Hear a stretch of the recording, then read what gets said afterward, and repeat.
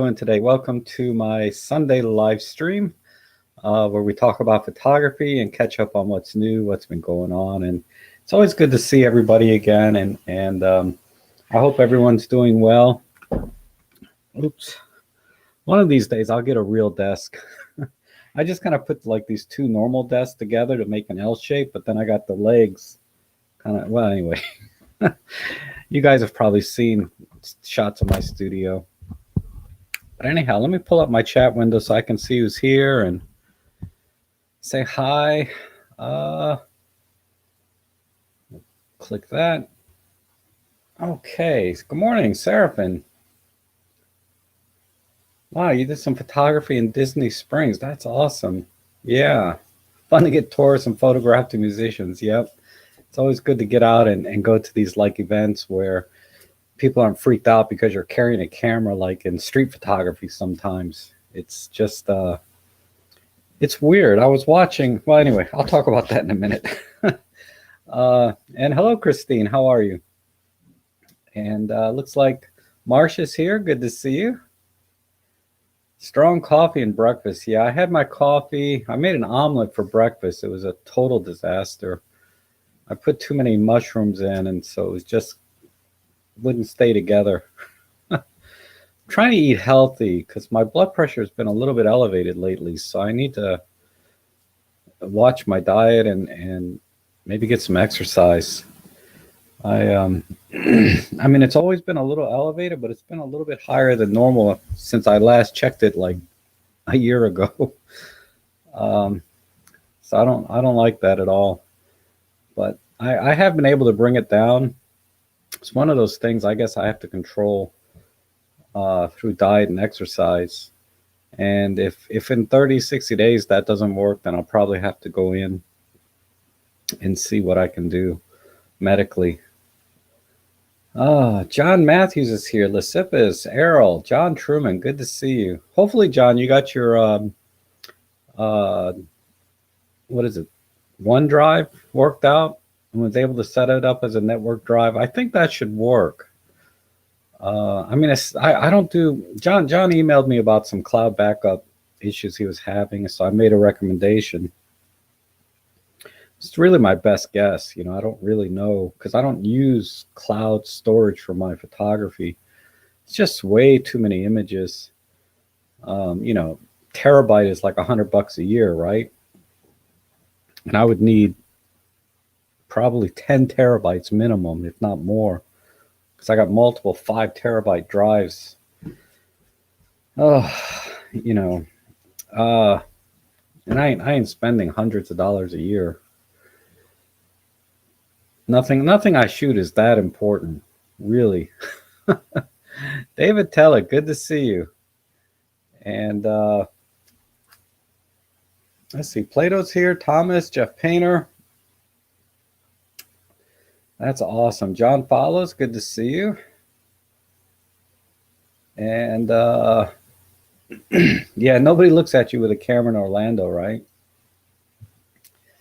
And oh, hey, that worked for you, John. Okay, I thought it would. I mean, like I said, I don't do it, but I have a little bit of a geeky background, so I just thought that might work, you know. You know, it's just weird. OneDrive is very advanced, right? It's supposed to let you have like maybe a 500 gig hard drive, but then you can have a terabyte of storage online. And then that way you virtually have a much larger drive on your laptop, as long as you're connected to the internet. But it loads and unloads images or unloads files, I should say, as you need them. So there's a little bit of a lag, but you can kind of get past that if you like the convenience of being able to access your files anywhere with internet. But the workflow in Lightroom, for example, importing the images, it's going to store everything onto your local hard drive first and then back up to the OneDrive. And then ultimately, you'll be able to free up the space on your internal hard drive but sometimes it shows there's no files to import because I don't know. It's just weird. I don't get the workflow perfectly because I don't use it at all. Mainly because I get confused when it starts doing things like that. So what I suggested was just map the OneDrive as a normal network drive that you can upload your files directly to OneDrive on the internet, and then use Lightroom to uh, import them from that location. So the only thing that will be on your hard drive are the thumbnails and editing information, right? All the changes you make, keywords, all of the metadata that goes with the file. So yeah, I'm happy that worked out. And image writers here. Let's see, and then John Matthews. Oh, I might as well use this feature. I'm paying for it, right? These little pop-up comments. Yeah, I mean that's kind of the way we did it before cloud storage became kind of prevalent, right? We would have, two backups at home, or maybe one backup here and then a backup off-site in another location.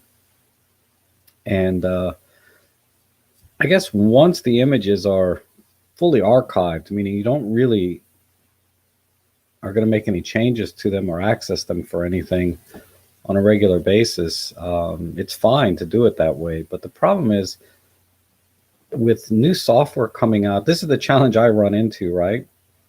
Is I'll start editing images that I haven't looked at in a few years. And because I got this new Photolab 4 Elite, which is just amazing. And I started editing some images from years ago. And now if I had an offsite backup, I think that the metadata would be incorrect on those now, right? And then I also do a lot of pruning of images, from years ago. I don't know.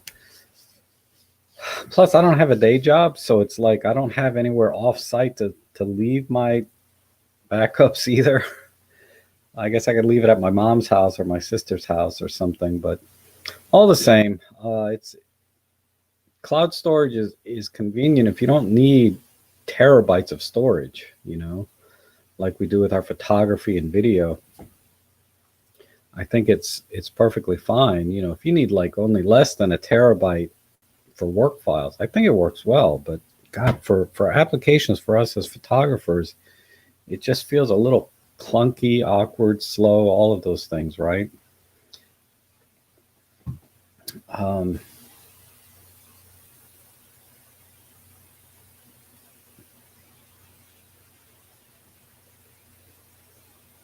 And let's see. Brahmat is asking how to set my EM5 Mark II for best color. I'm very frustrated. Well,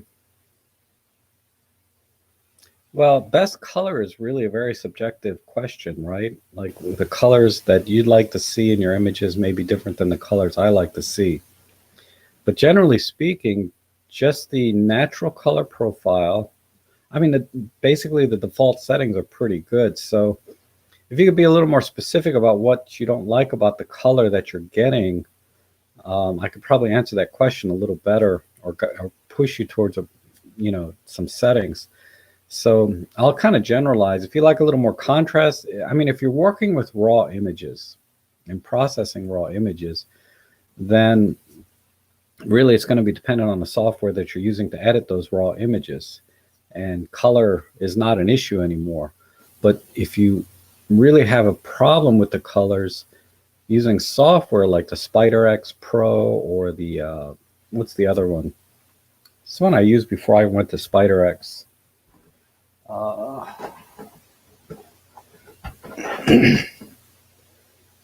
Yeah, the X-Rite color checker. They have software that you add as a plugin to your Lightroom and some other software I think they work with now to accurately represent the colors, or as accurate as possible, right? On top of calibrating your monitor.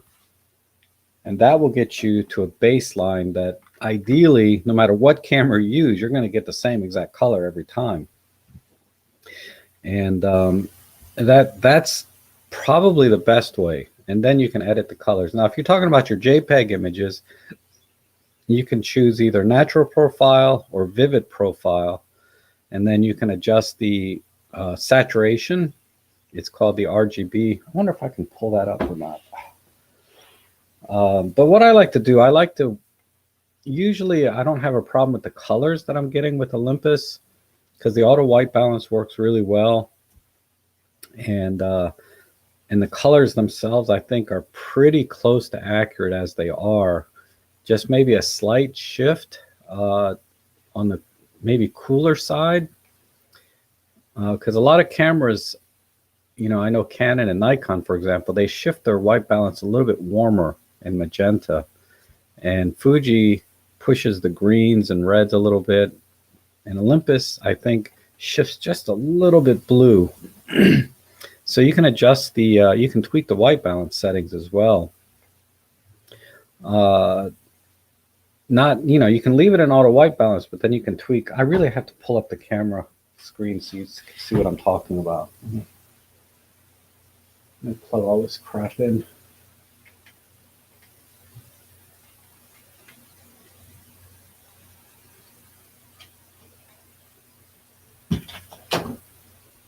And I need a power bank.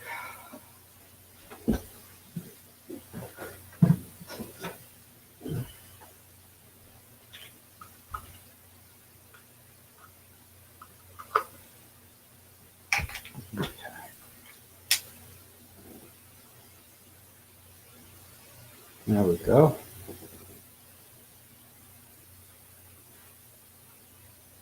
And let me switch to a different screen.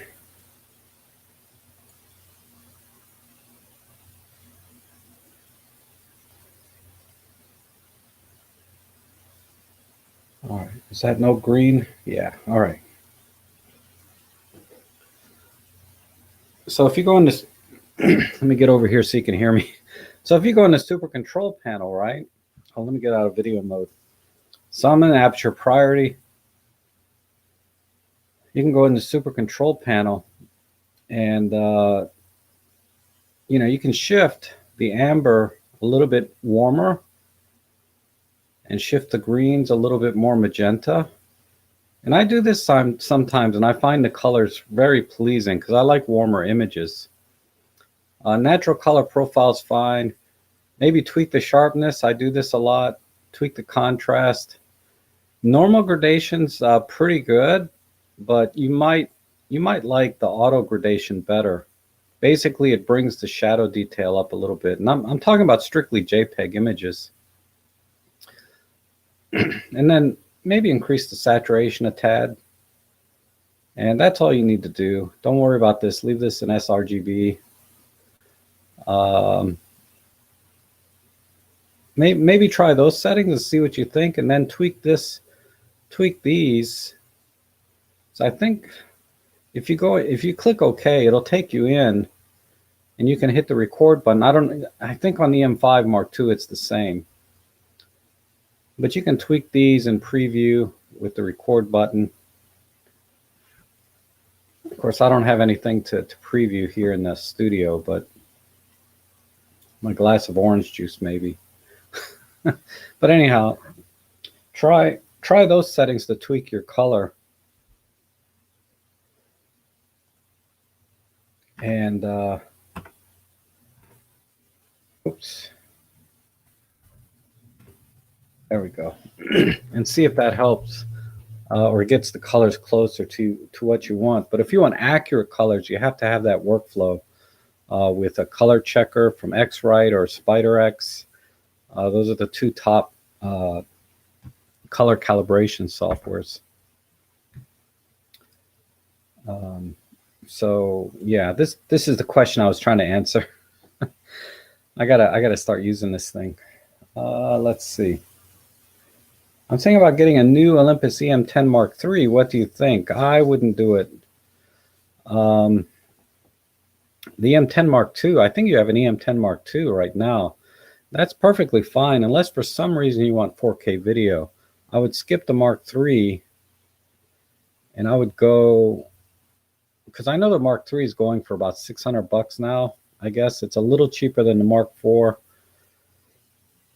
Uh, I would skip the Mark III, even the Mark IV to some extent. I wouldn't bother with. I would probably go EM1 Mark II. I mean, it depends why you want to go to the Mark III. I assume because I think you do some videos time to time, right? And you're interested in maybe the 4K video. Uh, I would I would I would just save up and try to get the M1 Mark II. And then you not only get much better video capability than the M10 series, but then you get much better uh, photographic uh, photography tools as well that you don't get in the M10 series. And yeah, it's kind of a step up. But if you go with a minty or one used in good condition, it's not going to cost really much more, if any more, than an EM10 Mark IV would brand new. And I think that would be a better way to go. Because the M10 Mark II was such a capable camera. And the Mark III and the Mark IV, they added 4K, but then they took away a little bit on the other side. Uh, in terms of being able to tweak certain settings. And it's great for, I think, the target market. They're going to have a hard time dealing with all those additional settings anyway. They'll never use them. But for enthusiast type photographers, the EM10 Mark II I would say, is probably the best camera Olympus ever made uh, for the money, because it has so many features in it, just jam packed. And the Mark III and the Mark IV, I don't have those cameras because it's not because I can't like name off the top of my head what it's missing and the features it's missing, but I just know over the last couple of years, every time I thought about getting the Mark III or the Mark IV, I'm like, oh, it doesn't have this. I'm not going to be able to buy this. Like I think you can't do live view on HDMI out, which kind of minimizes your streaming, being able to stream with Zoom or something and using it as a webcam. I think silent shutters built into one of the advanced photography mode. You can't just directly select it, so it limits your creativity in terms of other settings you might want to change. Because I think it goes into program mode if you want to use silent shutter. I'm like, ugh, that's kind of a deal breaker. I mean, that's two off the top of my head, but I know there's more. So I would skip and go EM1 Mark II if you can, or just wait, and save up for that. It's better than dropping, $500, $600, $700 on a camera that's not going to do anything for you except maybe give you 4K video.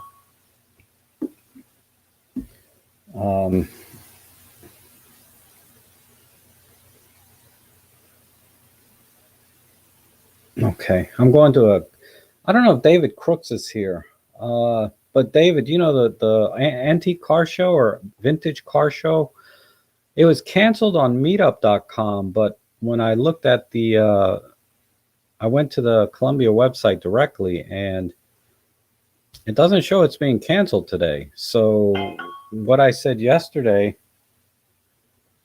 it doesn't hold. I keep getting all these texts. So hopefully, David, you see this, but I'll text you before I leave and let you know. I know it's I meant to text you before the stream started if you're not here. Okay, let me hide this. And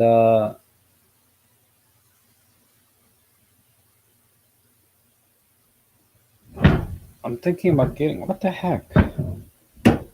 I'm thinking about getting, oh, I just answered that. And System Natura is here. Good to see you. Terry Noon, hello. And the cloud is just somebody else's computer, yes.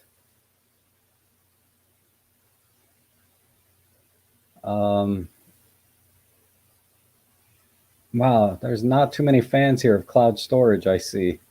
Like I said, I think it works fine for small office type applications, your spreadsheets, your documents. But I think for photographers that have tens of thousands of images over the years and years, it's not a viable solution, really. And Music Sound Gear is here. Good to see you. And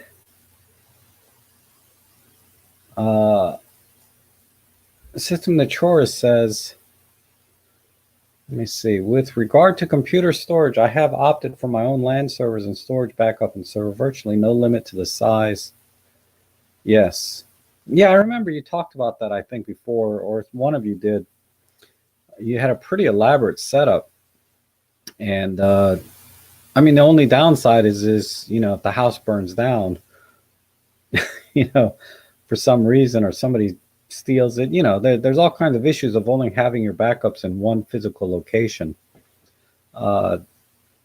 Which, like I said, for me, it's not a big deal. I don't have anything that important.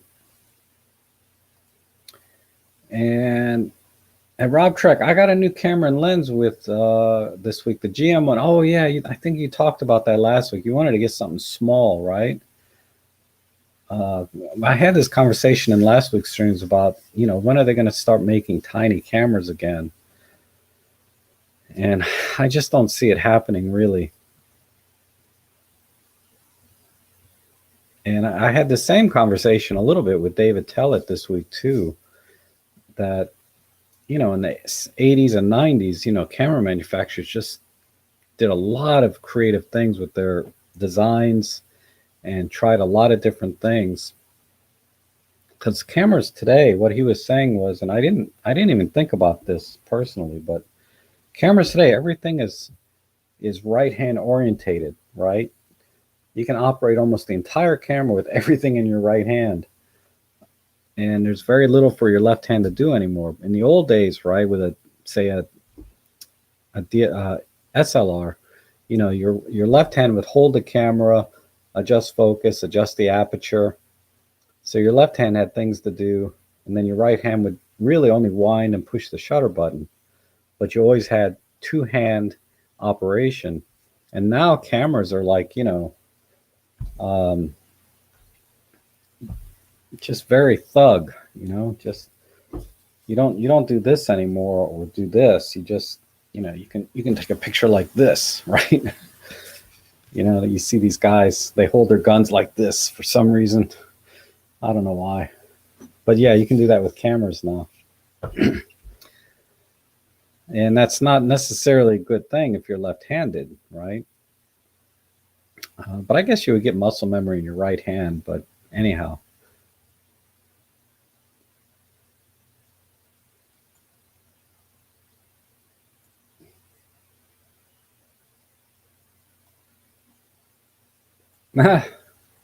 Thank you. Yeah, I have links down below if you'd like to make a donation or support.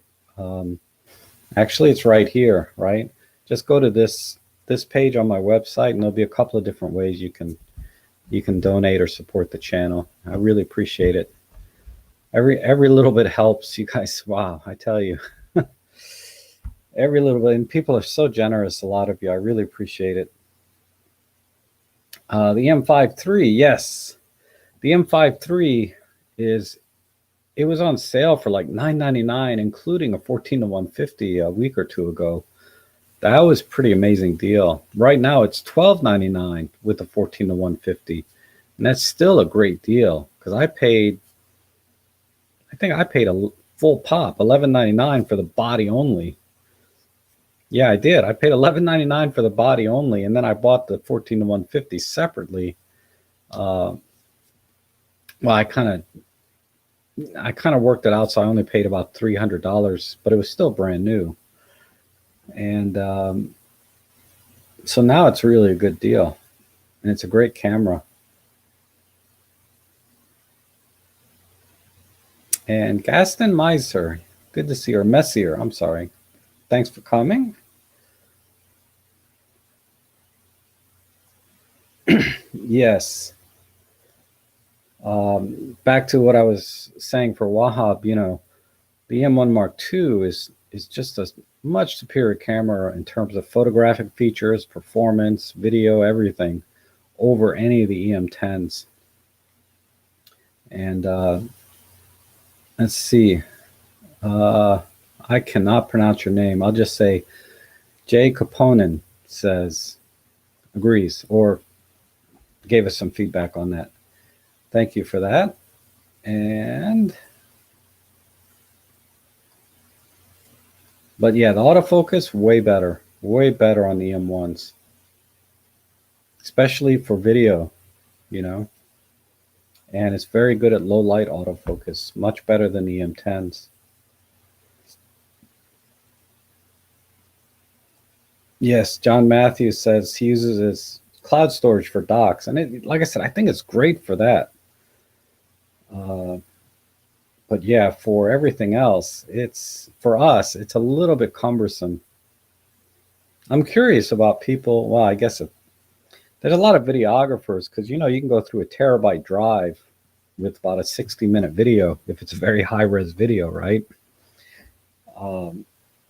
I wonder if they have cloud storage, but if they're doing that kind of video work, they might be able to afford very fancy pants, cloud storage. I mean, because think about like YouTube. YouTube is just a giant database of storage, right? Just tons of storage. I can't even imagine how much storage they use. And Plato said he got the 40 to 150. This is the kit, the f4 to f5.6. That lens, yeah, you used to be able to get that lens refurbished for like $49 or $99. I've seen it as low as $49, $99. Now I don't see it for much less than $150. I think you can get it for $150 all day long, but not like it used to be. It used to be like $99 all day long, and if you really shopped and had some patience, you can get it for $49, but not anymore.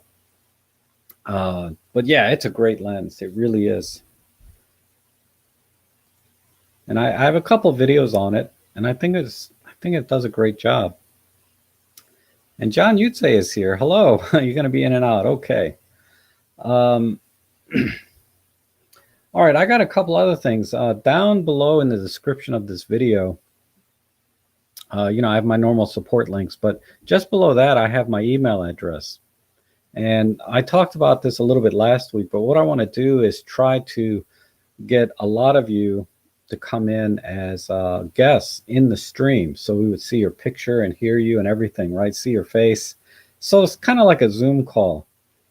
And I know I can get at least 5 people. Well, I think I can get 5. I don't know if that's including me or not. But when I went to my subscription, it says I can do up to 8 guests. So we'll have to do a test run. I'm going to have to find 8 or 9 people that want to be on the live stream with me.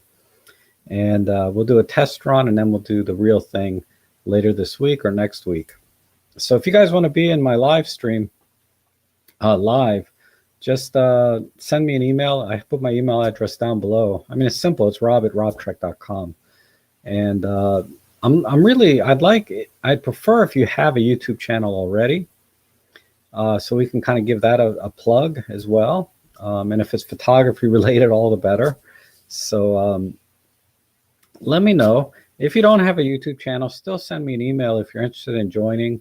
If you have some unique like photography experience or something, because I know a lot of you lead really amazing lives and have had some amazing careers in photography or film, whatever it is. And that would be awesome to be able to share with the audience as well. Because some of you email me time to time and you give me a little bit of story about what your background is, and I'm always so impressed, So definitely send me an email. I've gotten a couple emails. I think Roberto sent me one. And oh my God, why does his name escape me now? Something to do with fish. Gigafish. Gigafish wanted to come in. So I'll definitely honor those two, no problem. But I technically still have 4 or 5 spots to bring some people in, and I think it'll be fun to see your faces and hear what you have to say and tell us your experience. Maybe tell us about your channel, and see, because we see each other in the chat section a lot, right? Or you guys see each other in the chat section a lot, but you don't. It's always fun to see what you actually look like, right? It's like sometimes it's totally not what you expected. And now that like now I can't picture anything else once I know what you look like. Like I know Randy and Roberto, because they have their Randy has his little thumbnail, so I see his face on Flickr and stuff. And Roberto has a YouTube channel, and so I've seen him. So now when I see their face and I hear their voice, it makes, I don't know, it just makes for more, just makes us a little closer, I guess is the best way to put it. Which is, why I do the streams to begin with, really, is to just bring our community a little closer and just talk about photography, which I should do a little more of, I guess. I did buy a camera this week. I taught another live in-person class. And what else? I went on a photo walk where I was really struggling. I went with David Tellett. I went on 2 photo walks this week, actually. I went to Great Falls and I went to Fort Hunt. And, Great Falls was okay. I didn't have any problems there. I just went there to get some long exposure shots and a couple of kayakers. So if you guys see my Instagram, which, I've linked down there, you'll see those shots. But Fort Hunt was really hard. That was hard because it was in midday sun. So it's very harsh shadows and harsh lighting. And, the Fort Hunt is basically an old, I don't even know what to call it. It's an old fort. So all cement, semi-underground type structures. So there should have been a lot there architecturally for me to be able to take photographs of and take interesting pictures. And I really didn't. I was not happy with, really, only one picture I was really happy with. I'll just pull it up. So I wasn't happy with this picture, but what's interesting about this picture was this room was down. You had to go down these stairs and make a right, and it was pitch black. I mean, you could not see a thing. So what I did for this shot, you can see the specs there. And this is this one I processed with Deep Prime, but I'm at ISO 25,600 at 1/13 of a second f4. And I illuminated the room using my little cell phone light here, which was not adequate, but that's all I had on me for lighting was my little phone. But I could not see any of this graffiti when I was down there. Even with the light from the phone, I could see there was graffiti on there, but I couldn't read any of it because my eyes were still adjusted to the outside bright sun. But the camera picked it up. This was okay. This was a dramatic tone straight out of camera. But here's a good example of where I was struggling, right? I mean, I thought this would be a kind of an interesting picture, but it's crap when I really look at it. It's just nothing there. And this one, if it was darker here on the left side, and like I said, these are the straight out of camera ones. If it was a little darker here on the left side, and then the light was only right in here, this would be much better. And, in post-processing, I could obviously make that darker, but, straight out of camera, this is what I got. And it was hard. Another shot, I was like, I got to be able to do something with this place, But this is the shot I liked. This one came out pretty good. And ironically, this didn't get as many likes as my stupid, uh, whatchamacallit, dramatic tone art filter one. This is just a black and white straight out of camera shot. I thought this came out really, really good. I think it's better on my Flickr. But this is the outside of the building that, we kind of walked around. And I don't know why. I just could not get anything good, really. I have to go back there again. Because there are shots to be had there, definitely. But I was not seeing it.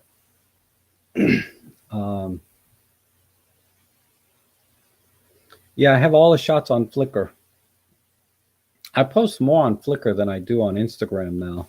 Because on Flickr, you can see the EXIF data usually. Because I don't process. I'm about a 50-50 guy now. I like process half, and I don't and the other half are straight out of camera. But I think either way, the EXIF data shows. The EXIF data is kind of not as useful if I'm post-processing, right? But yeah, definitely. And I try to upload, I try to upload the full-size images so you can pixel peep them and see the detail if you're interested in a particular lens that I might have used or processing that I did. You can kind of pixel peep and see how it did on certain images. And what is this question here? Hello, Rob. Hope you're good. The 4150 Pro is one of the lenses best reviewed in Micro Four Thirds. You don't have it right. Is it because it's too big to go around? Yeah, it's just too big. I'm happy with the 40 to 150 kit lens, or my 14. My 14 to 150 kit lens has the same reach, but I'm like at f6.3 instead of f2.8. And so if I was heavy into birding or sports action type photography, I would probably get it. So it's partially because of the size and weight, but it's more so I don't have too many applications for it in my photography, because I don't do sports action type stuff where I need a fast aperture to get fast shutter speeds or low ISO, all of that. And a little bit of bird photography that I do, I can get by with the 40 to 150 kit lens, or actually I use my 14 to 150 more now.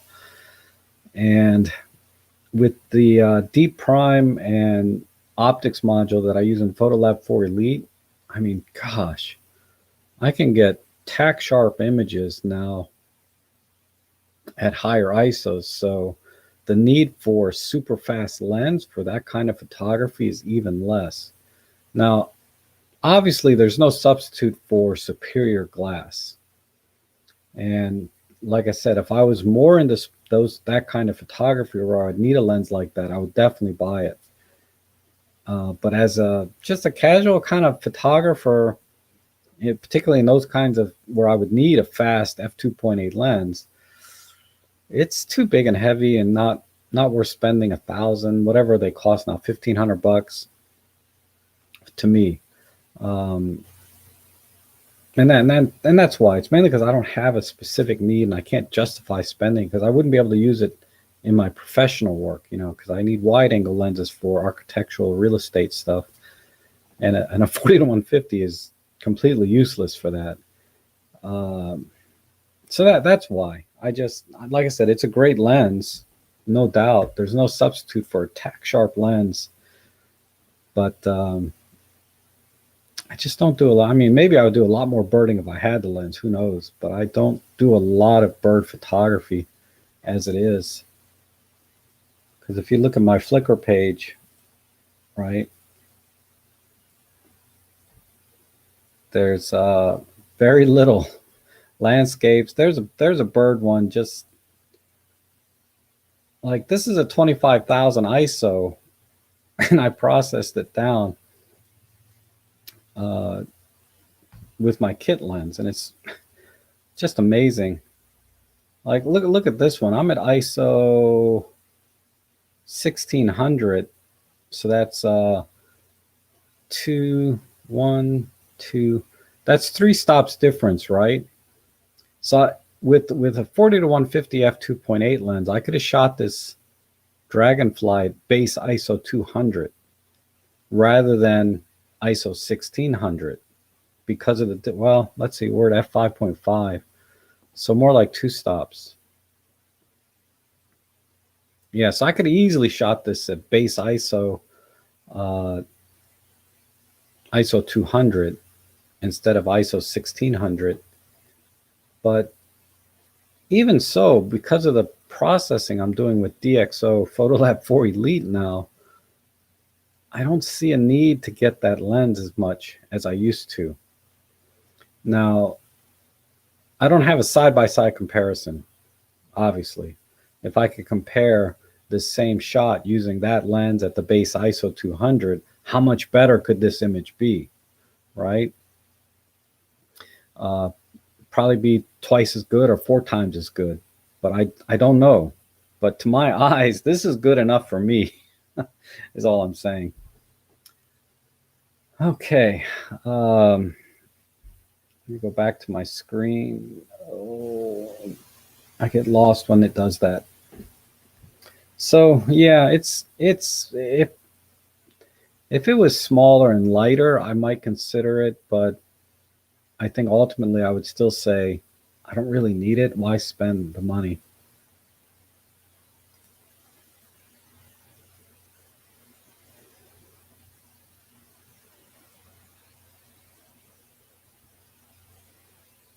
Oh, Randy did some photography with the 40 to 150. That's cool. Oh, I haven't seen your Flickr images lately. I've been so busy. God, it's just I don't know what's going on since I started teaching these classes. um, I have to develop the material for the curriculum and practice a little bit. It's taken a lot more time than I thought. I thought I could just show up, like I do for the stream, just start talking, right? But you have to give a little more thought. How do you make the class more engaging? What kind of exercises can you do? What kind of real life examples can you do? And then how do you help people that need more individual attention? So it's a little bit, certainly very engaging in a classroom setting, and I'm getting good reviews. I think I had 10 people in my class yesterday, and 4 of them responded online and gave me 3 of them gave me a 5 out of 5, and I got 4 out of 5. So I'm pretty happy with the ratings. And the previous weeks were pretty similar statistics. It was like, out of 4 people, like 4 to 1 gave me 5 stars.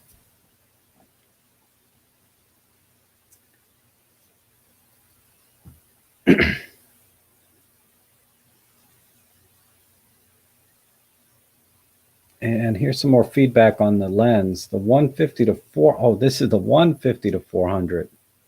Yeah, no kidding. I forget, is that the $7,000 or $8,000 lens? Oh my God.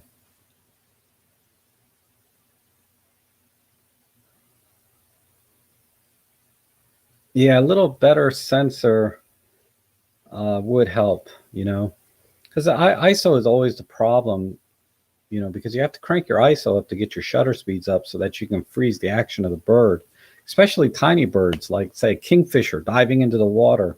Those kind of shots, you need a fast shutter speed.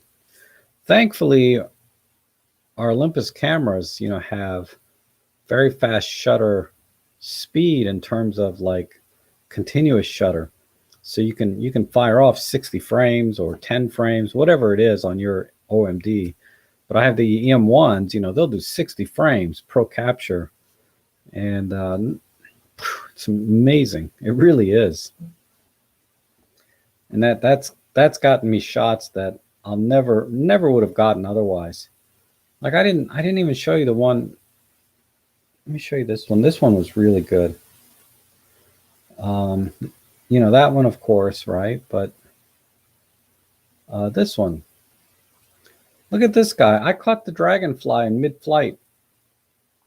And this was at 1/10,000th of a second, ISO 3200, and with the M5 Mark III and a kit lens. But I'm at ISO 3200 because I wanted that really fast shutter speed, right? 1/10,000th of a second. But I was using Pro Capture probably. I'd have to go back and look at my catalog to see how many shots I have like this. But this is not an easy thing to do, to get a dragonfly in focus, in flight, and freeze everything perfectly. I mean, there is not one iota of motion blur in this image. The only challenge is I shot it at ISO 3200, but because of the Photolab 4 processing, I mean, I was able to squeeze out a ton of detail and kill the noise in the background. So I got really good separation between the dragonfly in the background, right? Yeah, I'm pretty proud of that shot, as you may know. And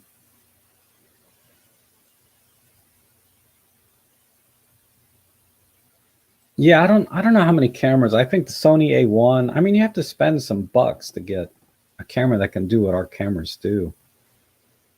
I mean, oh yeah, I got to talk about my new camera too. Not my, guys, I bought that Air, Olympus Air, which I still need to take out. But well, okay, let me catch up on the chat. Hey, Leon, how are you? Oh, this red sore. Well, I was wearing my watch, and I had a couple of mosquito bites, and the watch just kind of was very uncomfortable with. These are mosquito bites, so that's all. And when I was wearing a watch, and especially when I'm outside and I start to sweat a little bit, it's really uncomfortable and it itches more. So that's why I've been wearing a watch lately. It's pretty much healed now. I might go back to wearing my watch now that I'm scratching and it's starting to itch again. But yeah, I'm like a mosquito magnet outside. I don't know what it is, and it's been proven that some people are more mosquito prone than others. But I'm just covered in mosquito bites. Okay, but that's all it is. Nothing serious. Just a mild mosquito. It's much better now though. It was really sore last week,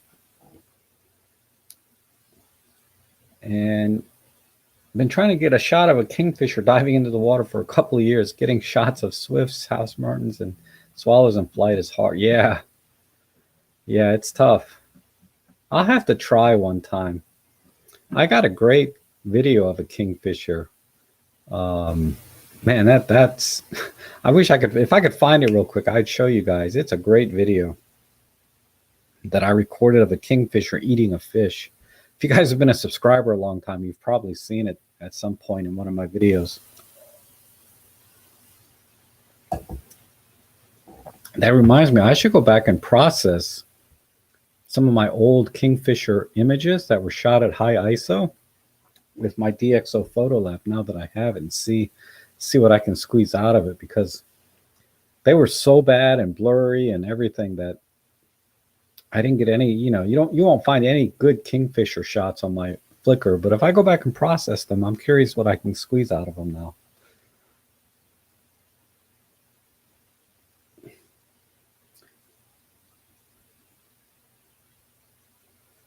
Oh, that's cool. Randy found a spot to get some fogs and panos. That's cool. Yeah.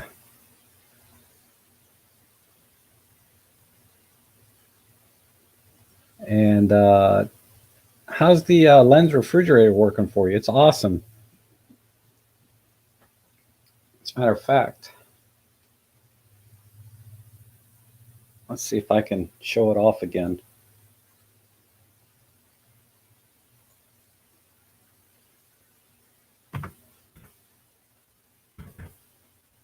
All right, why is there no picture? There we go. Yeah, there's my dry cabinet. It's awesome. It's hard to see with all the reflections. Yeah, I'm loving it. So right now I'm at 74 degrees and 38% relative humidity. That is the best thing. But I got it when it was on sale, so I paid like $150 for it. It's normally a $250 dry cabinet, but I got it for $250, so I'm pretty happy with that. Okay.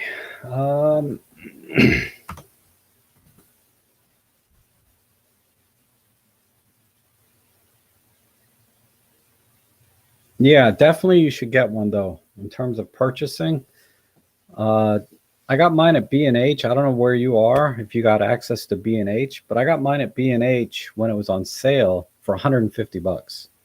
At that point, it was no brainer. $250, I had to think a lot, right? Just because you guys know how poor I am, right?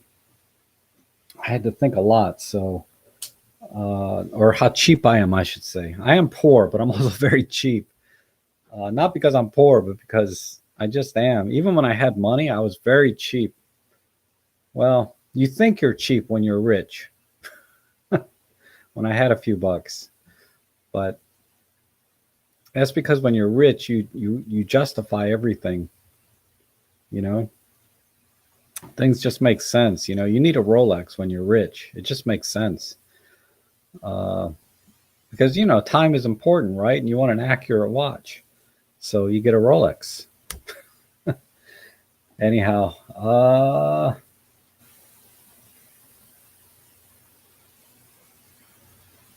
oh, I see. Tony has some tips here on getting kingfisher shots. Um, yeah, there's people that I would think now that we have pro capture on our Olympus cameras, it's a lot easier for people to get these kind of shots though. It used to be you had to have really hair trigger and fast continuous shutter.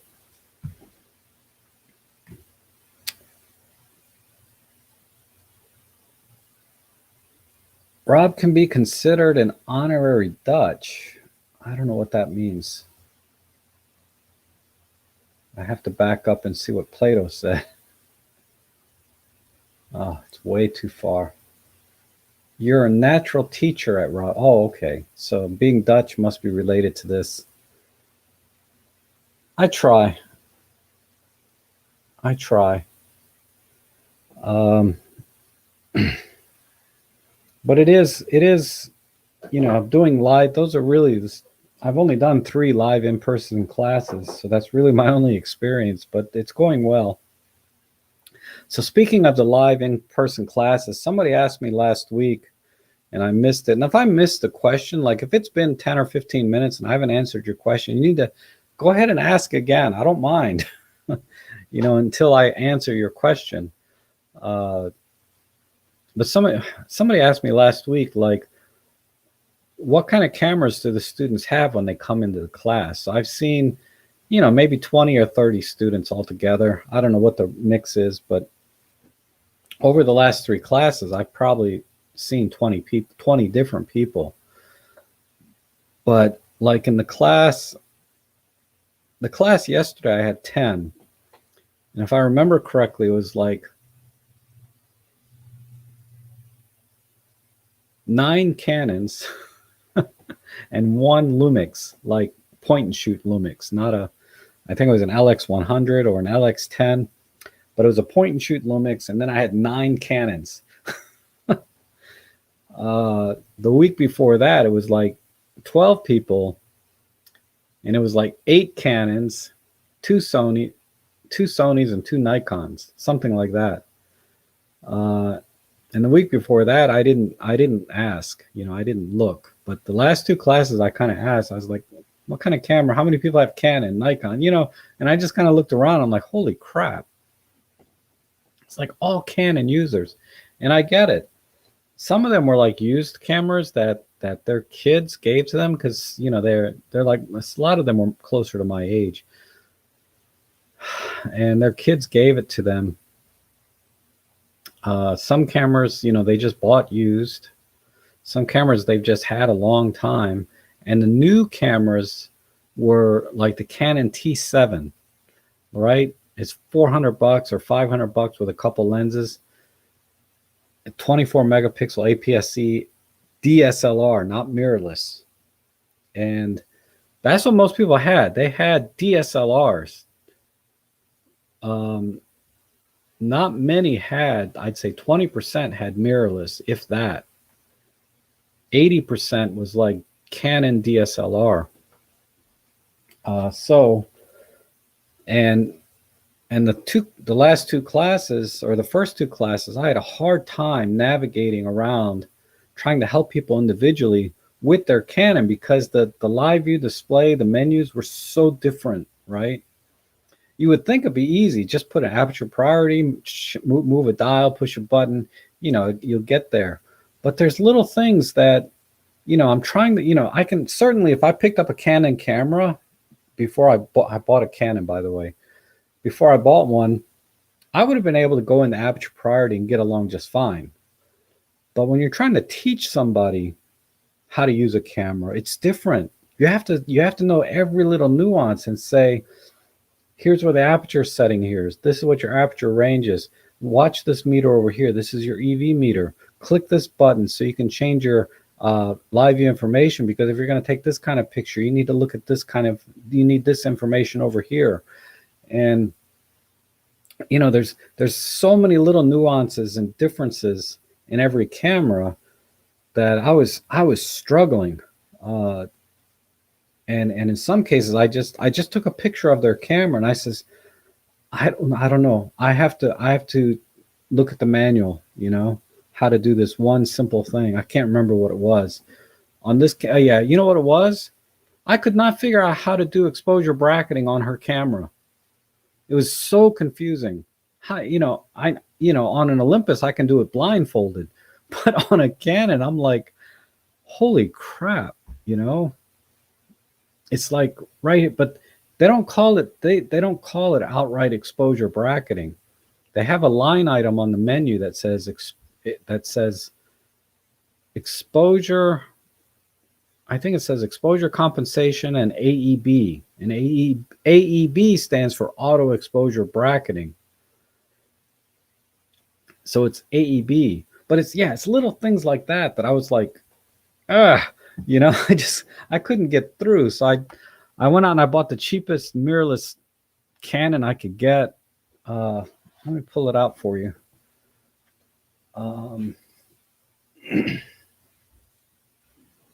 Where is it?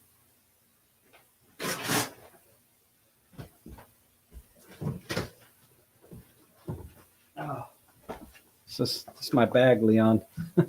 I still use it. I know Leon wants to buy this bag off me because you can't find them anymore. But I paid like $60 for mine, and then it went down to $20 after a few years. This is one of the first bags I ever bought it as a photographer. And then now they're not even available. Oh, it's a piece of crap.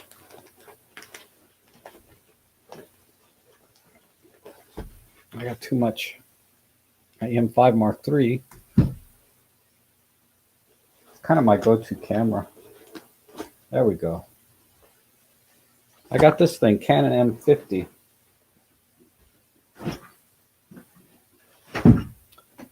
So I got the Canon M50 with, like I always buy a grip and a plate. So this has the Arca Swiss plate on the bottom and then a little wooden grip on the front. That's just the way I roll. When I buy a camera, I always get the full bottom plate Arca Swiss with the grip built in if I can.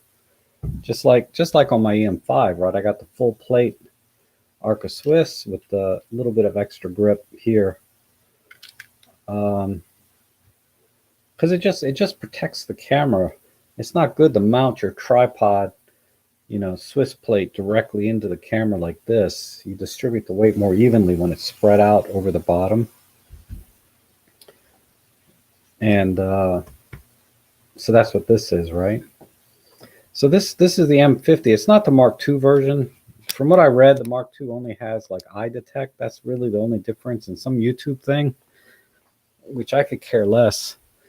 But essentially, the menus, I went and I read the manuals for the T7, T7i, T77, or the 77D, and the M50, the M6 Mark II. I looked at all these manuals, and I did my best to compare the menus between them. And I determined that the menus and the screen layouts were pretty similar, very similar. The only difference being is this M50 has a lot more features because of the EVF and the live view. So you have additional features to work with an electronic viewfinder versus, and some of the mirrorless features like focus peaking or something. There was things in here that were really related because this is mirrorless and not a DSLR. So it had more options than, say, the T7. But let me tell you, this thing. Okay, let me catch up on some questions real quick. Oh, David. Hey, David. I'm going to go to the car show today. I think Walter has an extra ticket if you didn't get one yet. So if you have Walter's number, you should call him and see if he can give you the ticket. I mean, it's free, but they're sold out. And I have my tickets, so okay. It was canceled on Meetup for some reason, but when I went to the website, it looks like it was still on for the day. So I think it's still on. So what I told you yesterday about it being canceled, I don't think that's the case. I think it's still on today because I went directly to the not Meetup, but I went directly to the Columbia website, and it still showed as, going on today. But the Meetup group that was going to go to it canceled it. So I got confused. Anyway, Lauren is here. Hey, good morning, Lauren. And Marco, good to see you. And Pro Capture is great. What's the slight issue here? Slight issue is autofocus when pushing the shutter button. I've switched to back button focus. Interesting. Oh yeah, back button is a lot easier when you're doing continuous shutter like that. Regardless, Pro Capture, high-speed shutter, all of that stuff. Back button is a lot easier. But yes, I understand what you're saying about that.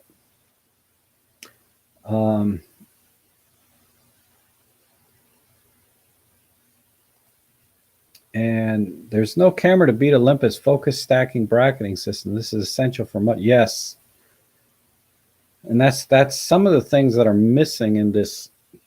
This camera actually has a decent, well, I don't want to say that. It's lacking a lot of things though, that the EM10s, our OMD EM10s have a lot more features and capability than this camera. Yeah, granted, this has probably the better autofocus system and maybe slightly less noise. I haven't compared them really. I don't, you guys know I don't really care about that stuff, but this is definitely lacking some features. And what was one? Yeah, multiple exposure, right, is one. Like I wanted to do a class on multiple exposure, and if everybody's using Canon, not everybody has multiple exposure. The entry-level semi-enthusiast Canons do not have multiple exposure feature. You have to do it in software, in post-processing. You can't do it in camera. And that's not as much fun, right? It's more fun in camera. That was one thing. And there's some other things it's missing. But yeah, the M10s, I much prefer, and they're about the same price. This was $650 with the lens. You can get an EM10 Mark IV for about the same price. and I guarantee that has more features. I know the EM10 Mark II definitely has more features. Like there's no live comp on this, right? Or live bulb. That's another thing I know it's missing. And the continuous shutter's not as fast, and just a lot of things that make this not as this just doesn't have as many tools if you really want to expand your photography.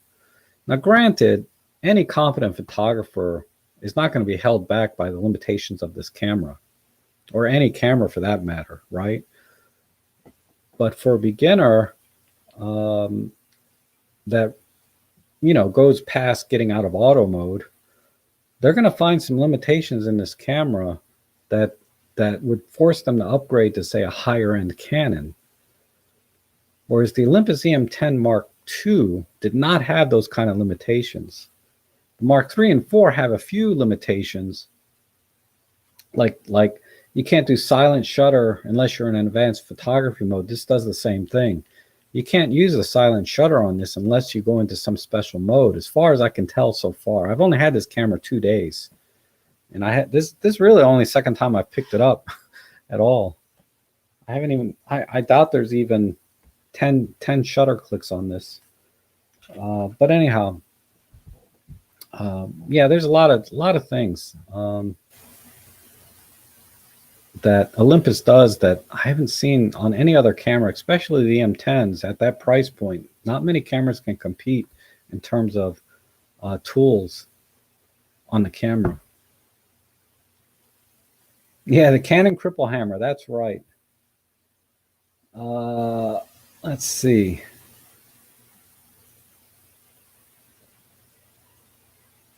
And okay, I need to get a little bit before Michael. Hi, Michael, how are you? I'm going to go up a little bit where Michael came in. Leon says he still wants my bag. Okay, there's David. All right. Lauren. Okay, this looks like the last question where I left off. Do students ever ask what you shoot? Not really. They don't ask me what I shoot. I mean, I show them some images for example purposes, right? I can show you my curriculum. Where is it? I need to go to something here. So I think, Michael, you're a teacher too, right?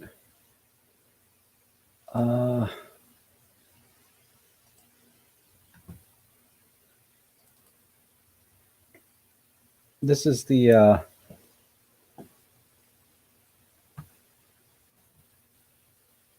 I got to talk about my freaking printer too. This is pissing me off. But anyway, yeah, so I'll show them. This was about the PASM mode dial, right? So I developed this little slide presentation, and then I have these exercises where they, I have these exercises that we go through so that they learn a little bit about their own camera. What's the focal length of their lens, the range, what's the aperture is written on the lens, what's the actual aperture range. We go through these exercises and stuff. And then, yeah, here's some pictures I show them for examples, right? So when you're in aperture priority, what are you doing? You want depth of field, maybe you want a starburst effect, maybe you want to optimize the sharpness of the landscape, things like that. So that's what I show them in terms of my own photography. But people don't ask me, what do I do, right? Because ultimately, why would they care what I do? It's what can I do for them? What's in it for them? And that's what I try to do. I need to get back to my...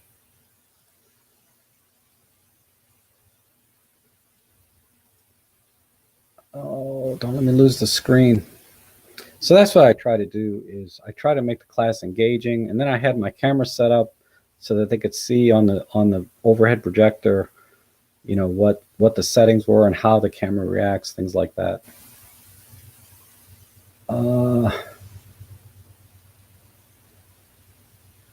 And then let's see. Yeah. Oh, what I shoot camera wise? No, they don't ask me what camera do I use. No.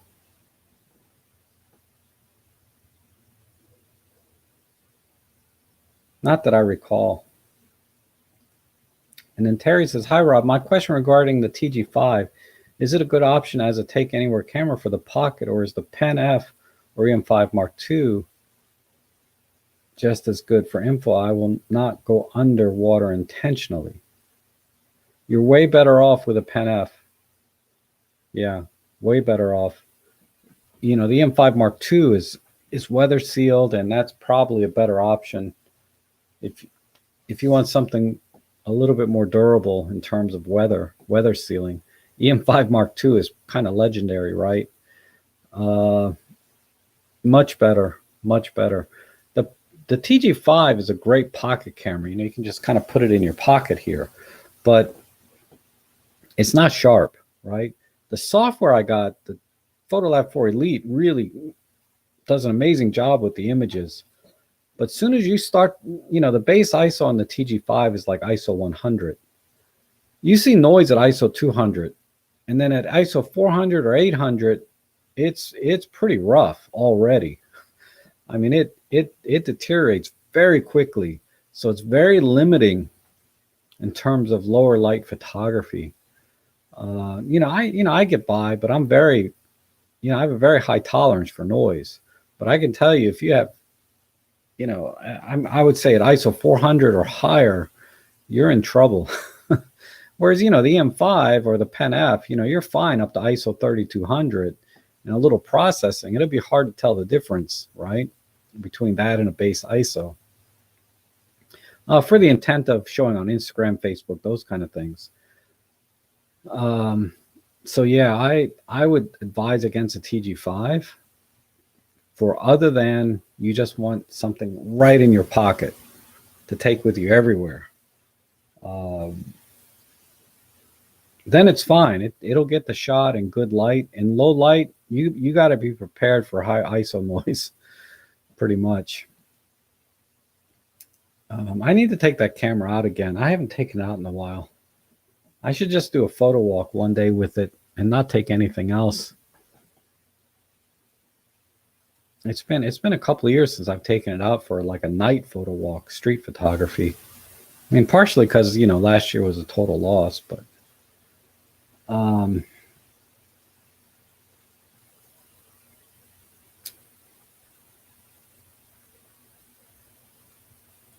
and Sismish says, I recently bought a Benco carbon fiber monotone with tilt head. All I can say is superb. One of my photo friends was so impressed she immediately bought the same unit. Oh, interesting. I have a really good Siru monopod. And I can put a ball head on it. I got lots of ball heads.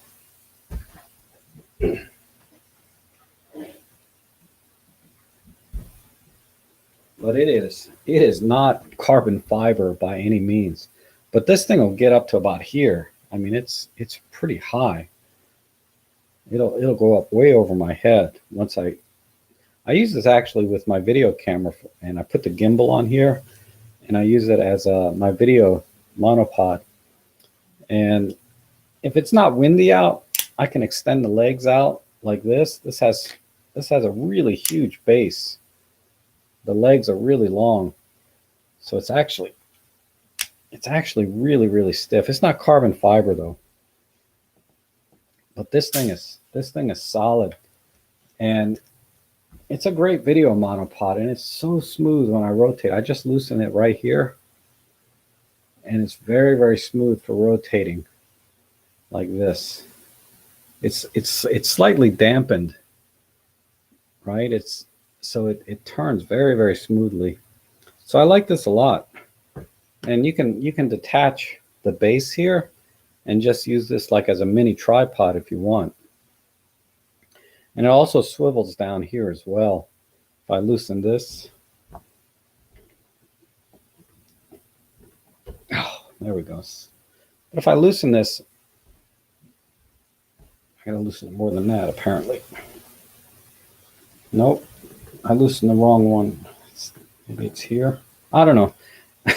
I never use that part of this monopod, but you can loosen the base here and it'll swivel along the bottom. If I recall correctly. It's heavy, but it's a great monopod too. But a carbon fiber, obviously, you get those because they're lightweight but very strong, right? So it makes sense. And you put the ball head on. Yeah, that would work. I'd rather just have a full-on tripod, because I'm always out with two cameras, right? So I need to put one down and stand it up. The other one, I guess, could be on a monopod. But usually I have one handheld and I have one on a tripod.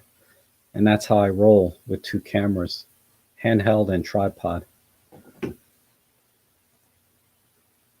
And here's a message for Terry. I would opt for the M5 Mark II in your case, the TG5, and I have the TG6, however, amazing for underwater photos and videos. Yes. Yeah, the TG6, they did some improvements that were, I think, more specific to underwater use. But the TG5 is exactly the same camera, but I think the TG6 just has something else for underwater photography that makes sense. But if you don't do anything underwater like me, I don't go underwater. TG5 is fine. And Sebastian is here from Mexico. Awesome.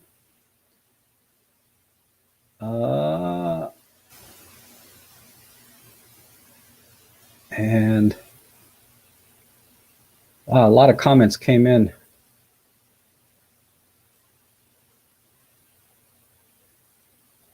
Do I exclusively edit my photos with Photolab 4? No, not exclusively. For my personal stuff, I'd say probably 99%, if not more. I would say virtually exclusively for my personal stuff, if I decide to edit. For my professional work, I still use Lightroom, but I do process the noise and sharpness with the optics module in Photolab 4 before I start using Photoshop. Because Photoshop just has a lot more tools for layering and all the things I need as a professional. Photolab 4 Elite is a great photo editor, but it's not a professional tool in the sense that I can do the kind of layering and brushing and all the things I need to do as an architectural type photographer, where I'm mixing, blending flash images together with ambient light. The DxO Photolab does not have any layering capability, right? I mean, it has tools that do layer, but I can't layer like two separate images separate, right? You can layer adjustments in Photolab 4, but only on a single image. You can't layer multiple images or different images together. And I do a lot of that in my work. So I would say it's almost exclusively for my personal stuff. And then I use it to process the images for the optics module and the deep prime before I edit them in Photoshop.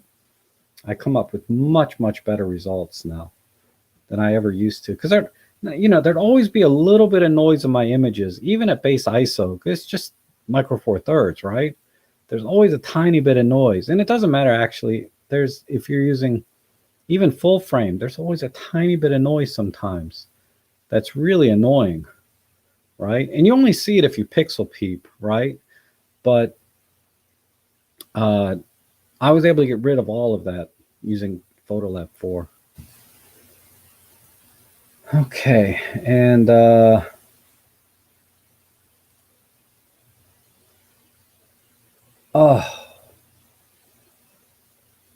I'm taking too long to answer because a lot of the questions you guys had are missing now.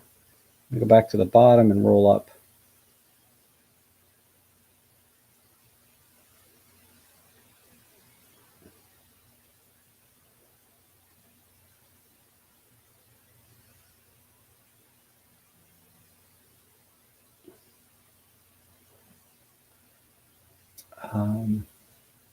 So yes, hopefully that was the only question, Les.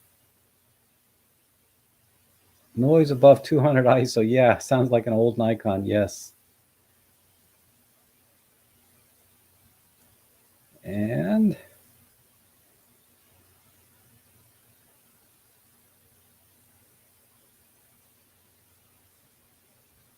Lauren says Canon is made in Japan and RP is an inexpensive full frame camera. Yeah, Lauren bought the RP actually. The FV mode, I don't have that on mine. Dynamic range is not great, but they make, yeah. So I wonder if this was made in Japan.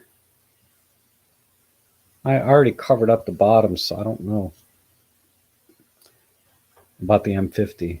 But you know, they stopped making the RP. It's been discontinued. Because when I bought this camera, I asked them, you know, do you have the RP? And they says, no, it's been discontinued. I mean, you can still find them on Amazon in different places, but as a camera model, they don't make them anymore, apparently. And yeah, Michael, you are a teacher. Yes, I thought you were. Yes. And Jacob is here. Hello. Yeah, prepping is 90% of the work. Actually, teaching the course is the easy part. It is. If you don't have a problem standing in front of people, teaching is not so bad. But you got to have good material, right, to kind of work with. And oops, I saw that one. And Michael says, great stuff, natural teach. Oh, thank you. The slides look great, and that exercise was a great idea. Thank you.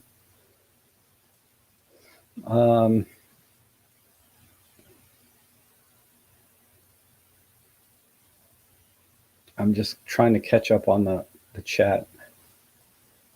11:15. I'm only 10 minutes behind. Okay, good.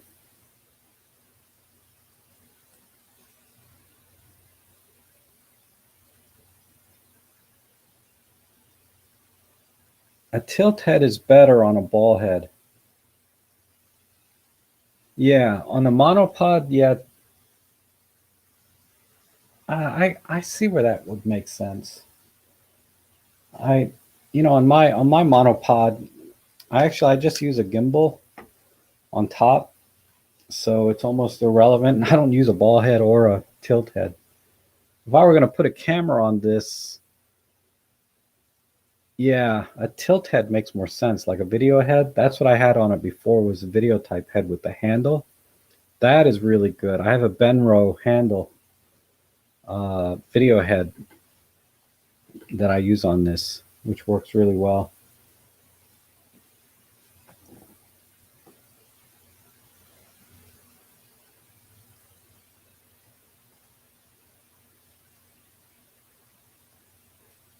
And it says, I'm trying to keep the weight and carry low as possible, which is why I went carbon fiber. Yes.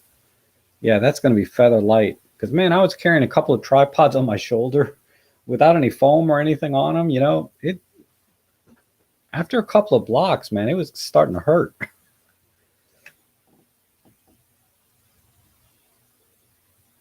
Of course, I had the full weight of I still had the cameras on the tripods. You know, I wasn't just carrying the tripods, right? So I had the full weight of the cameras and everything, the leverage and everything.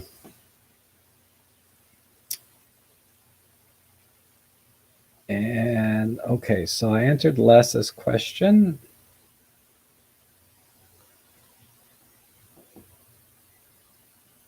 Yeah, the Manfrotto tripod with fluid head is superb, but no fun carrying all day with two cameras and four. Yeah, I know. Thank God for Micro Four Thirds, though, right? It'd be a lot worse. It could be a lot worse.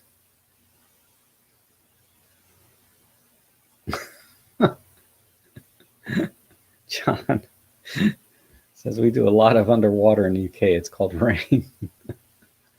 Did you know in the county that I live in, actually the entire state of Maryland, they tax you for rain. There's literally a rain tax. I forget how much it was. I was looking at my property tax bill and I'm like, why am I paying for rain? They're literally taxing us for rain. Because they're saying they say when it rains, they have to maintain the sewers and stuff. when it rains. There was some stupid description like that. I'm like, seriously.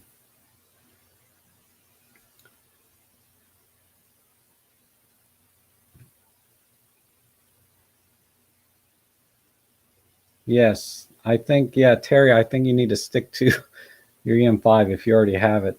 Definitely. You will not be happy with the ISO noise. And then FV, after a quick Google, FV is like P mode, but you can turn it to AP mode or shutter on the fly. Interesting mode. I think, anyways, not a Canon shooter. Well, you know, the FV mode sounds very similar to program shift on our Olympus cameras. You can, even though you're in program mode, you can still shift the aperture and the shutter speed by rotating the dials, even though you're in program mode. So that's not too dissimilar from FV mode, but I'd have to actually see FV mode side by side.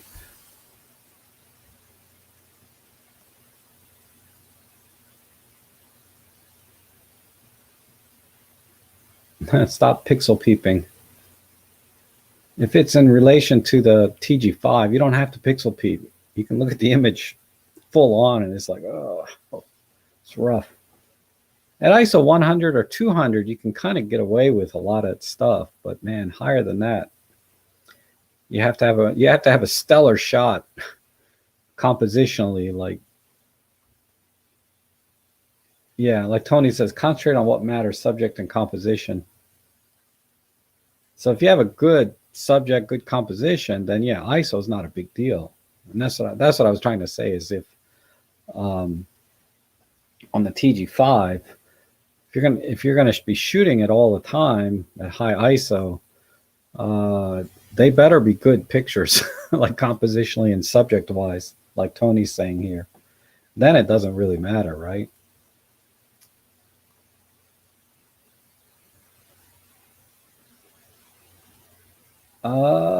And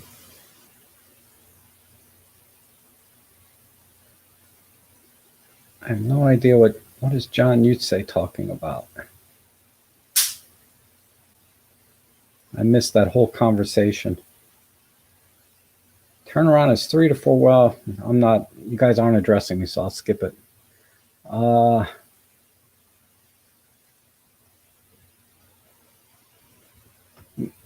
Rama says maybe my EM5 Mark II is not updated. It's not like my EPF5, so I'm not sure what you're asking about.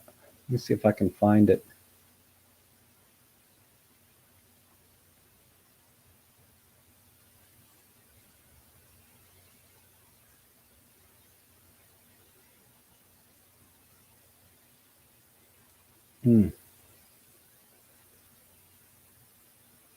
Oh, yeah, I'm sorry, Ramad. I don't know what your question is exactly. My color on LCD very lack and too slow. Oh, okay. No, that's a symptom of the camera most likely. I'd have to, the best thing to do is compare it side by side with somebody else that has the same camera and see if the results are similar, if they perform the same. If the other person's camera is performing much better, then there might be a problem with your camera. But most likely that's probably not the case.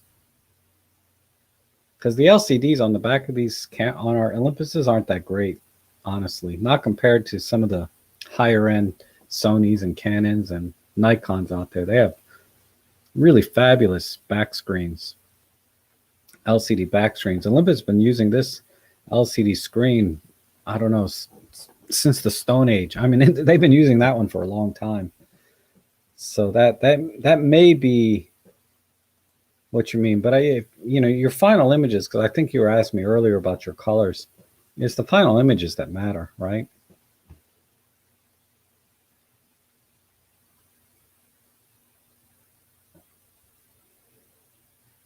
All right.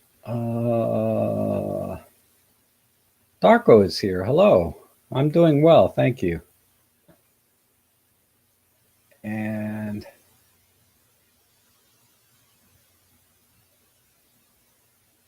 And we have this. Scott is talking about taxes. Yeah, let's not go there. I'm going to get in a bad mood before I go to my vintage car show. Jaco's asking, how often do you use high res mode? I've used it for interior shots like churches. I use it time to time.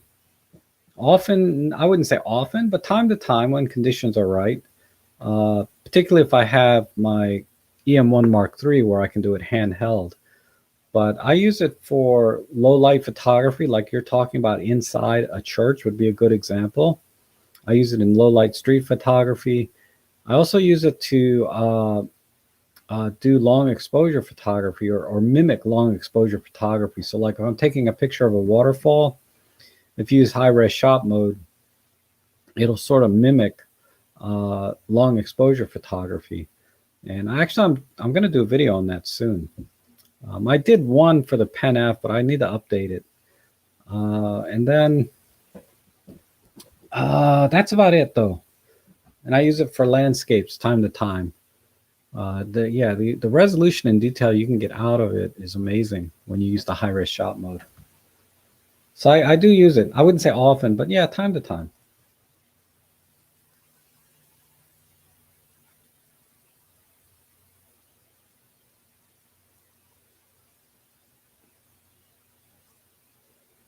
Yes, Lauren is saying the EM1 Mark II is the best deal going. It is a great camera, no question.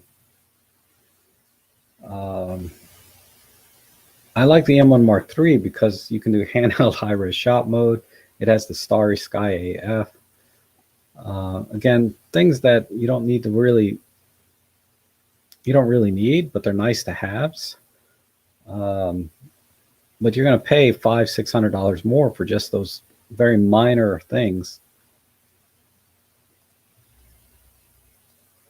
And Marco is here. Let's see. He says, I'm thinking of grabbing a TG6 for my daughter to carry around on photo walks with me. Is the noise worse than other small No, it's not worse than other small sensor cameras, but yeah, certainly compared to Micro Four Thirds, it's a little rough. I'll have to do a noise test on it. I do have some other compact cameras. Like I have my I have a whole box of them actually. Where's the box?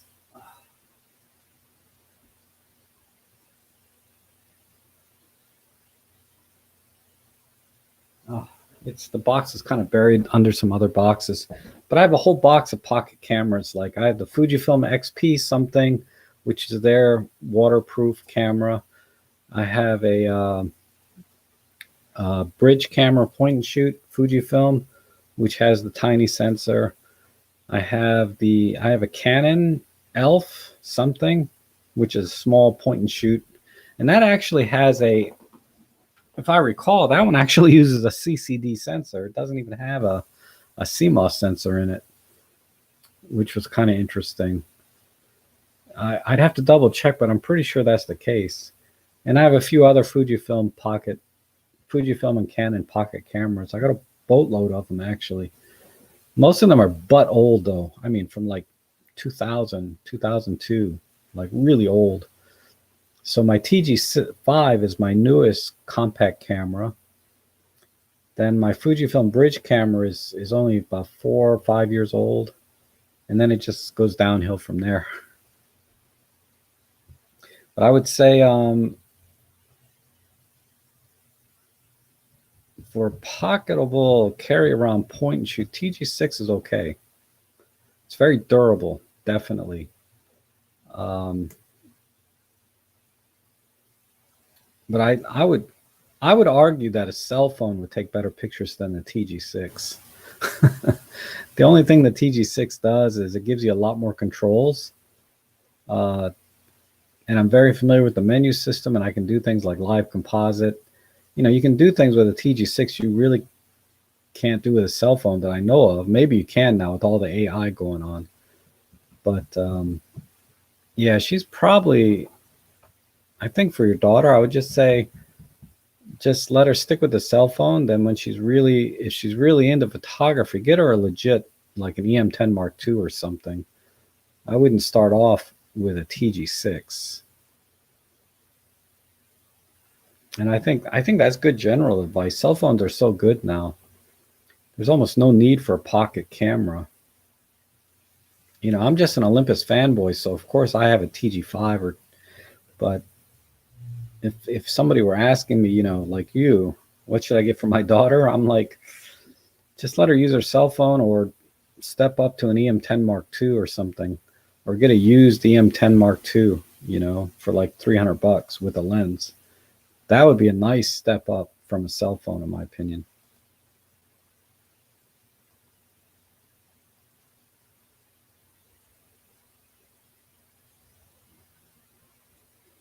Yeah. You knew about somebody had a houseboat, also had to pay a rain tax. I know, it's crazy. They just want to charge you more taxes, and then they come up with a name, for it.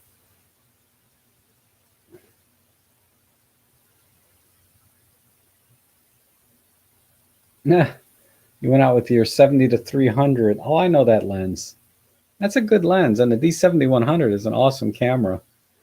It's a little clunky though, and it has very slow buffer. Like you get 3 or 4 shots in, and the buffer's full, right? um, but yeah, the D7100 was my staple camera for a couple years. It's a great camera, and that's probably why I'm not really a sports action guy, because early on when I was shooting with Nikon, the buffer was so bad I just gave up. I might be a hardcore sports action guy if I started with Olympus to begin with. But with Nikon, the D7100 in particular, man, you're 3-4 shots in and the buffer's full and the camera just starts chugging. And sports action was no fun on that camera.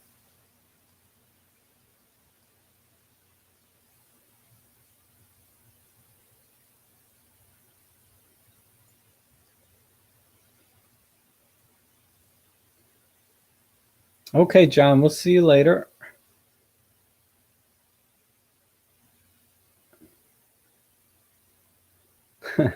Lawrence dropped his D3500. God, you've had that camera a long time, for as long as I've been on my channel, at least. Um, Today is the Nikon DF birding out the window. Oh my God! I haven't even talked about the camera I almost bought. Oh my God! You're not going to believe this. Let me just get through the text real quick, or the chat. Great thing about the TG6 is that it's childproof. Yes, I guess it would depend on how old the kid is, right? I wouldn't give an OMD M10 if they're like 12 years or younger. If they're like 12 years or older, probably be okay.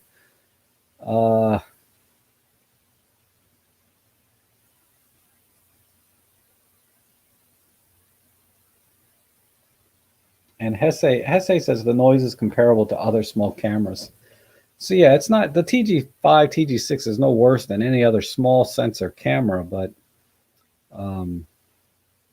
it's definitely a big drop, big drop from our Micro Four Thirds.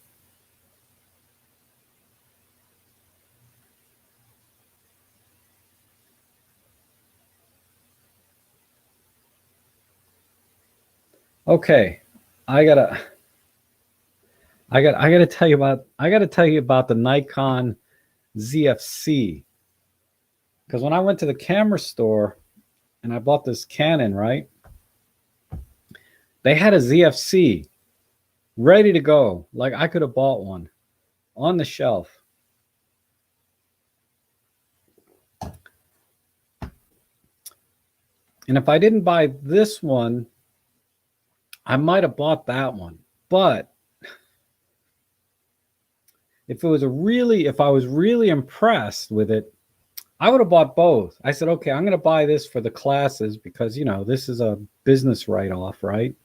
So I'm only paying half for it basically anyway. But the ZFC, I saw all the pictures of it online. I saw a few videos on it. I'm like, man, that camera is gorgeous, right? It's like on par with the Pen F. As soon as I picked it up, And it's about the same size as like a normal DSLR or SLR from the old days. It's almost exactly the same size. As soon as I picked it up, though, it felt like a cheap toy camera to me. And I don't want to bash Nikon at all. But that camera, it just felt like a prop. It did not feel like a legit camera. Now, the body, I don't have a dual tone I always buy black cameras. The body right here, this part from here to here, right, is all plastic. And then the top part and the bottom part are metal. Of course, my EM5 is 100% plastic, but this doesn't feel cheap. This feels substantial, okay, compared to that ZFC. The plastic on this EM5 Mark III, like I forgot that this is plastic. It's so good, right? The metal on my EM10 Mark II was better than on that ZFC, because the EM10 Mark II has a metal top. I believe the body itself too is metal, kind of all the way around.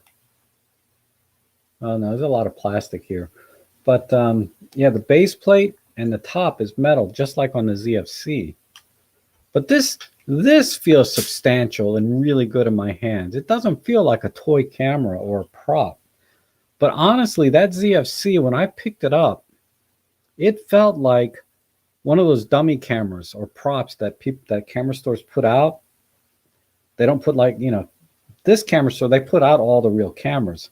But some camera stores, they just put the props out there. They're not legit cameras or real cameras. They're just fakes, props, like you see at the furniture stores, right? They have those fake VCRs and TVs on top of the furniture. They're not real TVs and VCRs. I'm saying VCR. My God, I'm so old. But, they're all fake, right? That's what this felt like. And, oh my God. I mean, when I was sitting on the table or on the cabinet, I was like, this is beautiful. As soon as I picked it up, I was like, oh. So I looked at the weight of it this morning. It's 473 grams. So I'm like, it's heavier than it looks. I mean, 473 grams is pretty light. But when you look at that camera in the pictures and online, you think it's like a substantial, like picking up one of the old, God, I put all my cameras away. Hold on.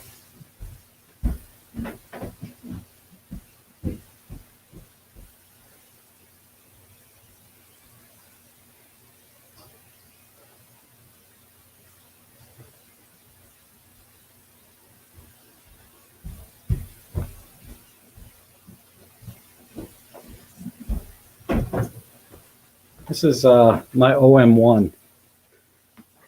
The timer thing is broken, but I think it works fine otherwise. I believe, yeah. It's just a timer. I put some tape.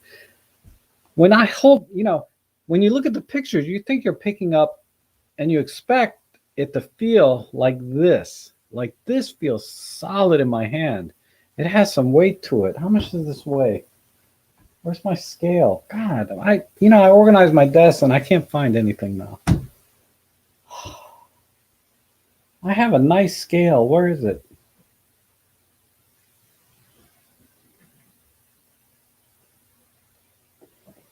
That's a scale, but that's expensive. Oh, here it is. All right, here's my scale. Let's see what this thing weighs. I need to put this on a hard surface to get an accurate reading. So this is the M10 or OM1 with a 50 millimeter f1.8. 666, wow, 666. So 666 grams like this. So this is almost 200 grams heavier than the, but see, I didn't have the lens. That's body only 473. So the lens would add another 150 grams.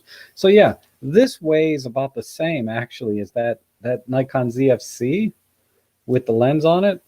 But this feels solid. I mean, it's full metal all the way around. Obviously, you know, this is a 1970s or 70s camera. Oh. And you know how I drop cameras. If I drop that thing, I feel like it would crack in half. And the metal, oh my God, the metal. The only way I could tell it was metal is because when I put my hand on it, it was colder than the plastic, right? That's how you kind of tell. If something is metal, just put it up to your cheek and you can kind of feel that it's cooler. But I was now this feels solid for about the same weight compared to that ZF.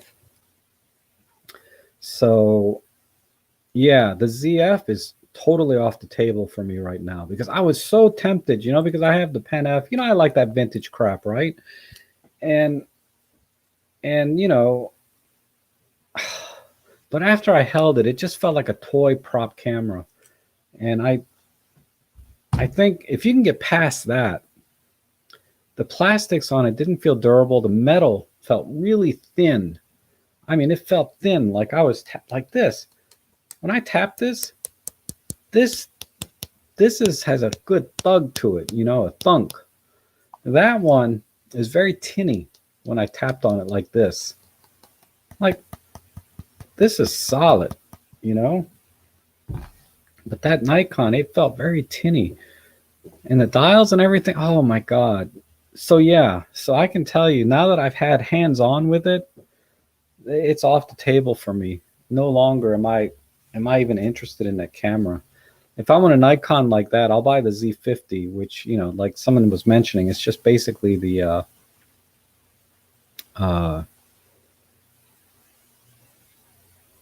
you know, it's basically it's just a why am I having oh, I need to get ready. But yeah, hold on. Alexa, stop. Man, when she gets on a tirade sometimes about my schedule. I love Alexa though. Anyway, you know, it's basically a Z50, but in different skin, right? And so I would, it supposedly it has better autofocus than the Z50, but they're saying that a firmware update might bring the Z50 up to what the ZFC can do anyway. Whether that's true or not, it doesn't matter. The Z50 is just off the table for me. I would not recommend that camera as a first camera. I wouldn't recommend it as a second camera. I only recommend it if you just like collecting toys, you know, and you think it's a neat looking camera, and you know you don't have any problems with money, right? Like spending $1,100, you know, is nothing to you, right? For me, if money was nothing to me, like $1,100, I'd like, okay, I'll get it. You know, it might be kind of fun. It feels a little cheap, but that's okay. But when I'm dropping $1,100 and I have to do, and I know how much I have to work to get $1,100, right? In the field that I'm in. I mean, I have to do like three months of YouTube straight, like 25 videos, 25 live. I mean, it takes a lot for me to make $1,000 on YouTube. There's no freaking way, you know. I would spend $1,100, you know, for that. Okay, let me see some feedback. I kind of ranted about the ZFC there a little bit. Or if there's any other questions, let me back up on this.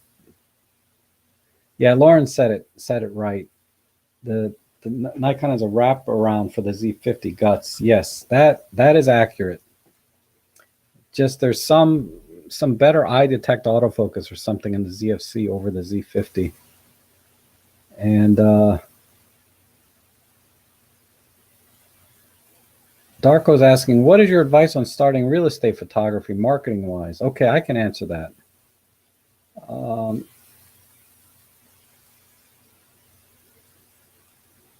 And oh, you know, Sony, you know, That's true. Lawrence says Sony's noted as a top of the line compact camera, right?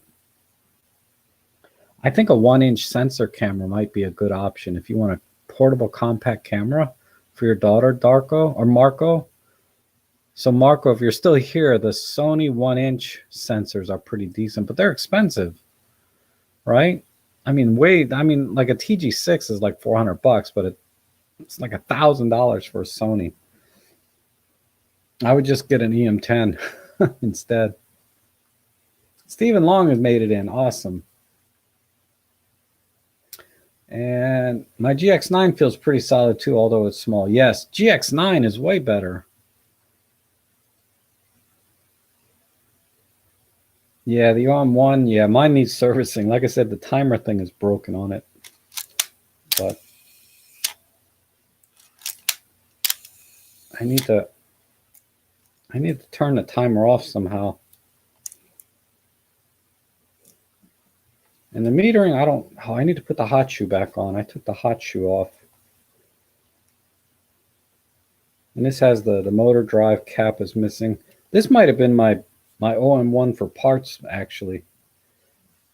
Like I used the parts off this to get my other one working right. Anyway, I bought this back when you could buy these for like $20, with the lens. I mean, now, geez, they want a fortune for these things. I could probably sell this for more than I paid for it now, even though it's all broken. And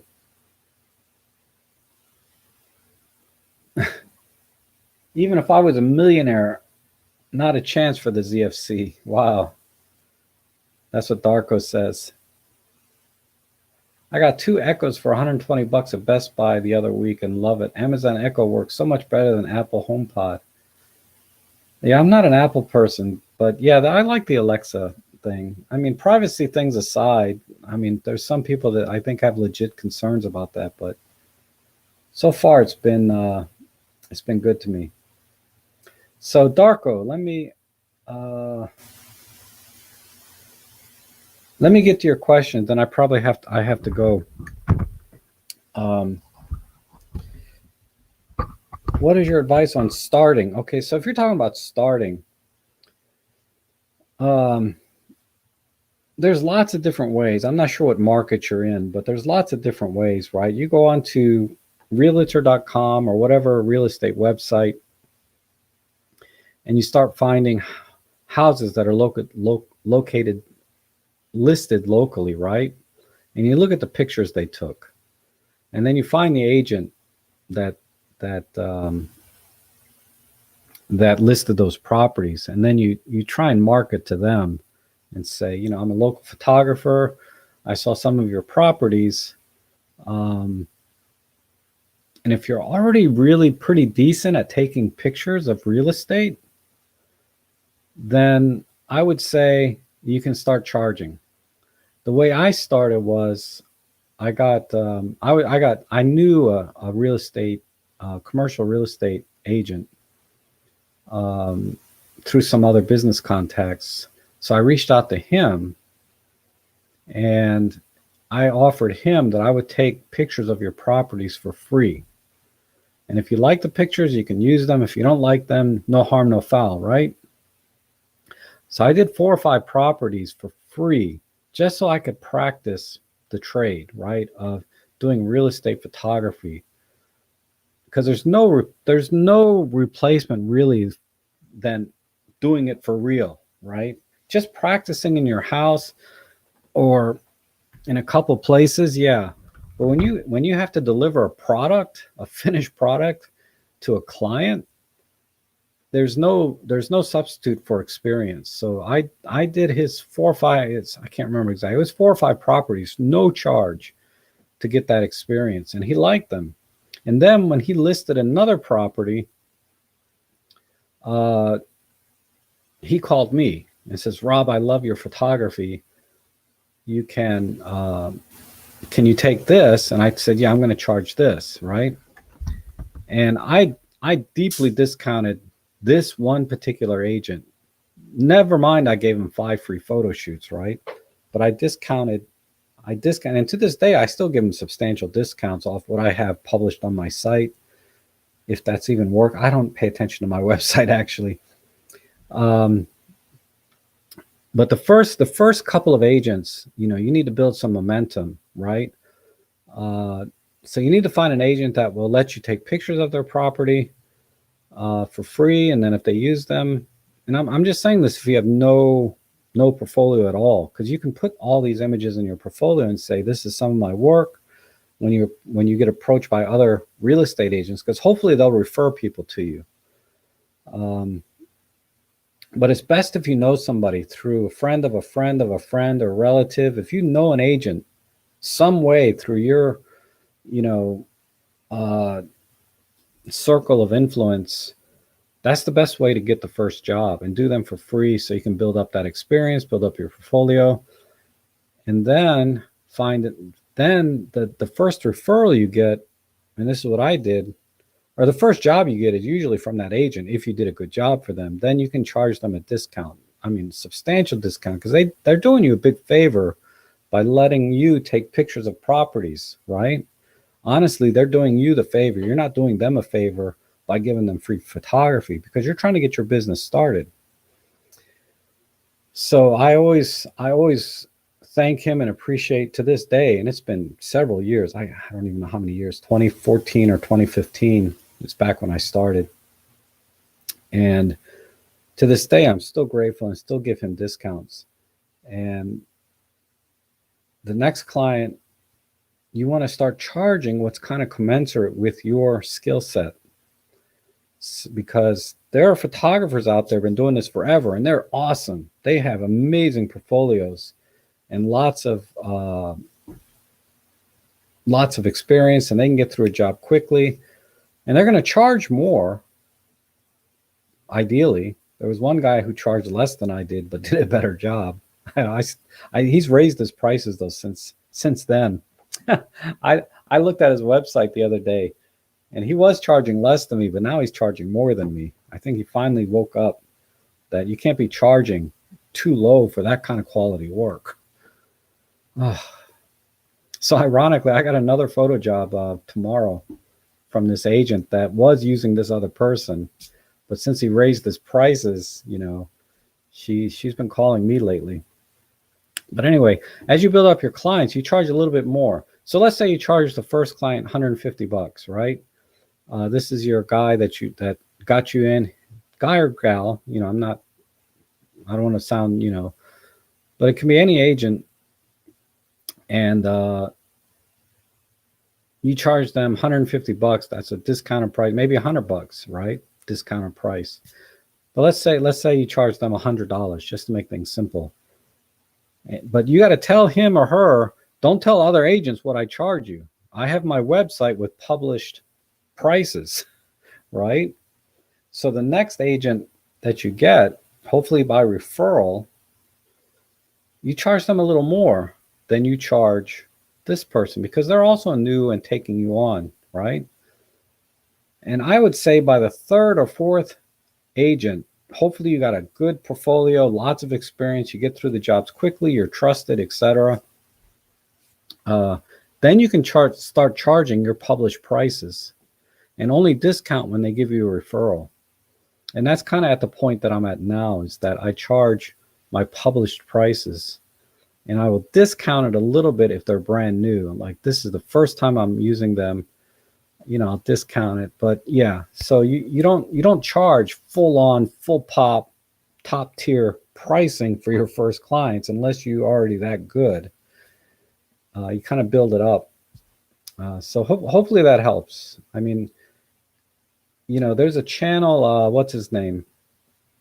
Nathan Cool has a great series of videos on starting real estate photography, how to process real estate photography, how to take pictures. Nathan Cool and Richard Baum. I learned everything about real estate photography from those two channels. Everything. I mean, like I said, there's no substitute for experience of actually going out and doing it. But everything I learned from those two channels in terms of how to take pictures and a little bit about marketing. I already had a good feel for marketing because I've been in business forever. But yeah. And Nathan Kroll, I know, has a book on starting real estate photography. It's 20 or 30 bucks on Amazon, and you can look at the table of contents there, which I did, and it's very good. So that's another way to go. And again, he's in the U.S. So if you're in the U.S., definitely Nathan Kroll, Richard Baum are great YouTube channels for real estate photographers. And you guys, you've probably seen my real estate vlogs, right? I might do another vlog tomorrow since I'm doing a property. I think it's vacant. If the property is vacant, I can usually vlog while I'm doing it. So look for that later this week, possibly. All right.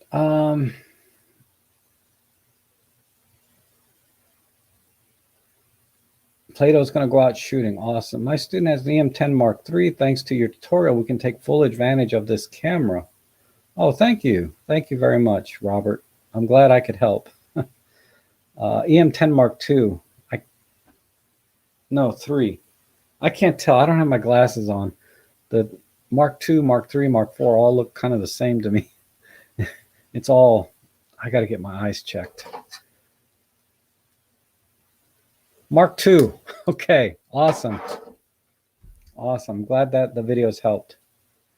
I doubt anyone would want to pay me to taking my low-grade photos of property they wish they'd sell for a good price. Yeah. Like I said, you gotta be kind of good already. What the heck comment is popping? This is for prospective pro photographers. How many prospective pro photographers are there on here? Oh, I don't know. I would imagine I would say probably more than half the people, my viewers, were professional photographers at some point, right? Because a lot of my audience are 65 and older. So they're not pro photographers anymore. Like, they don't do it for a living, but they used to in some capacity. That's the feeling I get. So it's about half were probably professional at one point, but are retired now.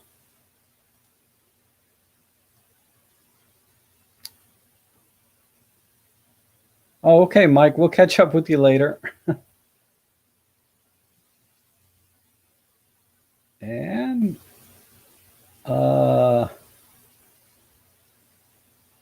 I think I got them all. Yeah, I can get a DF for 1400 now. That's what I mean. I'd rather get a DF for a little more than buy a ZFC. I just, the ZFC was just very disappointing. I mean, I was being a little bit harsh on it, you know, but I don't want you to think you're getting something that's going to feel like this when it's actually going to feel more like a prop, you know, like a piece of, it felt like this, plasticky, very cheap, you know, like, you know, this is like one of those cheap $5 toys. No. I love this button. For the last time, no. Should I buy the ZFC? No. Should I get another Pen F? No. How about if I buy a Canon 5D Mark IV? N-O. Ooh. Oh, all right. How about should I get a Nikon DF? No. I love these kind of toys. I got all kinds of these. I need to get some more buttons though. Ones that say yes, ones that say other things. I got a Trump one actually that says all kinds of stupid when he was president. But anyway, I think I'm gonna call it. So you guys have a great week. Send me an email if you want to be in my stream next week or the week after. And I'm going to try and do some some vlogs and videos, and I'll do as much as I can this week. I don't know why I get so busy and then no videos at all sometimes. I'm sorry about that, but Either way, I really enjoy doing the streams. I'll always continue doing the streams, and I look forward to seeing all of you again next week. I may try to do another editing stream as well, because those are always a lot of fun, the photo editing. So, thanks for joining me today, and like I say, you guys have a great week.